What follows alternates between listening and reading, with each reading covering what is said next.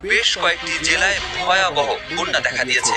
এতে লাখ লাখ মানুষের ঘরবাড়ি ও ফসলি জমি নষ্ট হয়েছে। ভয়াবহ এই মানবিক বিপর্যয়ের মধ্যেও নির্লজ্জ কটাক্ষ করল ভারতীয় এই মিডিয়া।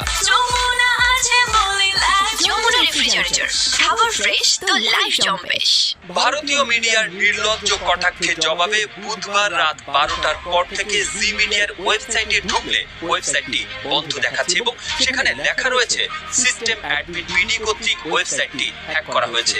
জি 24 ঘন্টা জি মিডিয়ার অধীনস্থ একটি সংবাদ মাধ্যম। এর আগে বুধবার বিকেলে জি 24 ঘন্টার একটি সংবাদ সামাজিক যোগাযোগ মাধ্যমে ছড়িয়ে পড়ে। সেখানে দেখা যায় ভারতীয় সংবাদ মাধ্যমটি লিখেছে, ভারত ছাড়লো জল, হাবুডুবু খেতে খেতে বাংলাদেশের কাতর আর্জি। শিরোনামটি নিয়ে ব্যাপক ক্ষোভ প্রকাশ করেন বাংলাদেশি সামাজিক যোগাযোগ মাধ্যম ব্যবহারকারীরা। পরে সমালোচনার মুখে ওই শিরোনামটি পরিবর্তন